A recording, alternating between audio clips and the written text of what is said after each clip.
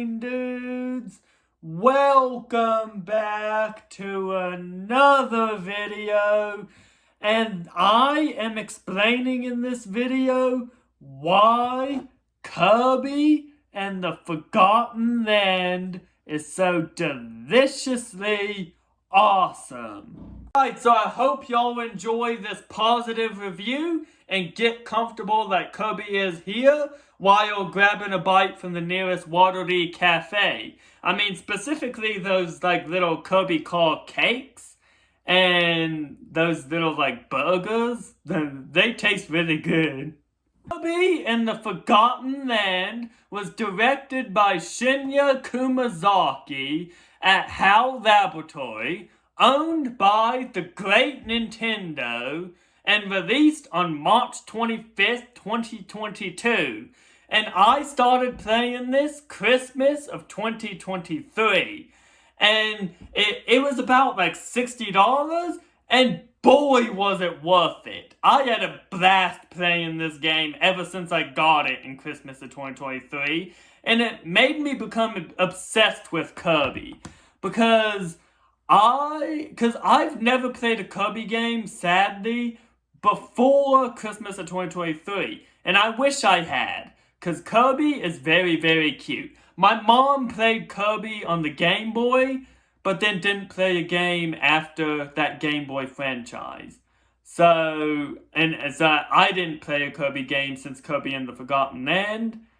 And I wish I had. I wish I'd started playing Kirby earlier, but oh well. Well, at least I'm playing Kirby now. It's one of my favorite franchises out there now because of Kirby and the Forgotten Land. So this is definitely worth the $60. And I remember my first playthrough of Kirby and the Forgotten Land. I do believe that took right around 8 hours.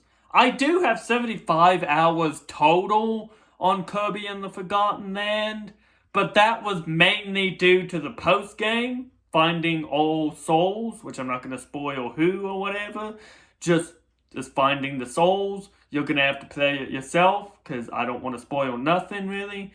But 8 hours for the main story for me, and I feel like that was how it was for my first playthrough. I can't say for sure, because my Nintendo Switch just says 75 hours, but that's mainly just because of the post-game and for the many other times I've beaten it. One reason why Kirby and the Forgotten Land is so deliciously awesome is because it is unprecedented in its franchise. It is the first 3D platformer in the Kirby franchise.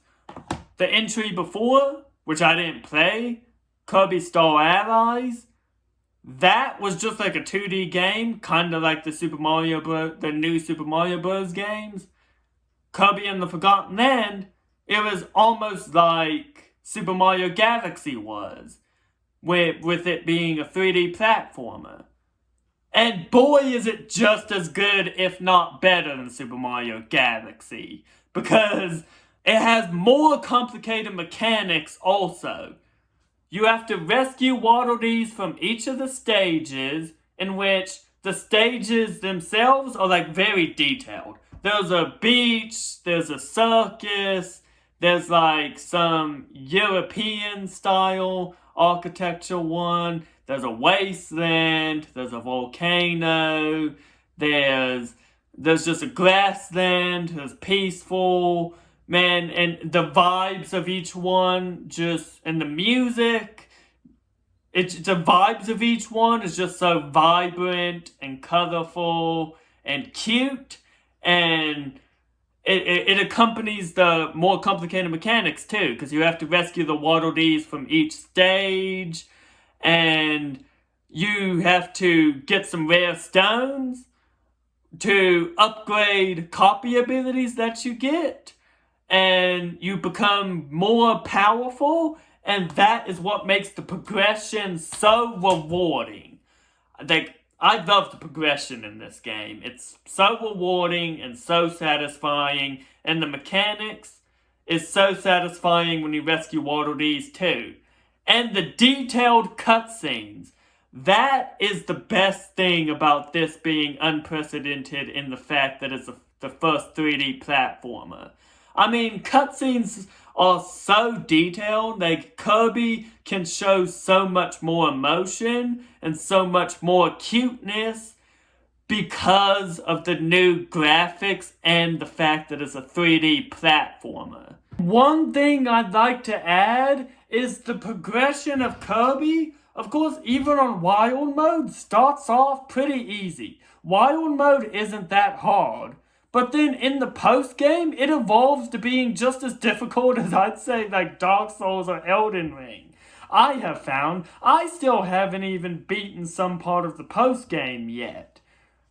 Therefore, I haven't even gotten to 90% completion yet. I'm just stuck at 89% because I'm stuck at that one tournament that is based off of the post-game bosses. So I love that sort of progression too. The second reason why Kirby and the Forgotten Land is so deliciously awesome is because of its heartwarming story. At the beginning, Kirby meets a new friend named Elfilin, who was captured, and not to spoil much, but then Kirby adventures with Elfilin and continues to upgrade copy abilities, find new copy abilities, and rescue Waddle Dees and defeat bosses, in which another thing about the complicated mechanics is you need to rescue a certain amount of Waddle Dees from each stage in order to the boss fight anyway. So that's a very good mechanic. I like that. Kirby adventures with Elfilin for half of the game until Elfilin gets captured again. And then for the other half, Kirby must do the same things but without Elfilin. And then at the end, Kirby rescues Elfilin from Elfilis and is upset when Elfilin has to sacrifice herself in order to save the world. But then here's the heartwarming part. Kirby becomes happy when he realizes Elfilin is not actually gone. She temporarily sacrificed herself to save the world, but then she came back, and Kirby was like so happy. And that's more proof. The animation in this game is just so expressive and so detailed. Like, man, I love it. And King Dedede does appear as a boss fight in this game, but for more evidence that this story is pretty heartwarming is in the post-game, and it goes for all the other bosses in this game, Kirby eventually forgives these enemy bosses, including King Dedede, and allows them to live in Waddle Dee Town. Kirby forgives them even after all the bad things they've done. Like, that is so heartwarming. Like, it's kindness, forgiveness, and all those integrity, positive traits that I value. I would rate Kirby a 9 out of 10. The only thing that could really be changed with this game is perhaps the co-op multiplayer. It isn't too great as far as I've heard. It's not really split screen. The second player kind of just goes back to the first player like the shortest yo-yo ever. Because if the first player goes too far, the second player teleports right back to the first one. But that isn't too big of an issue for me. I play on the Nintendo Switch Lite. Yes, I'm a little kid, okay? So, if you did enjoy this video, then leave a like and subscribe because it really helps out the channel a lot. Goodbye, noggin.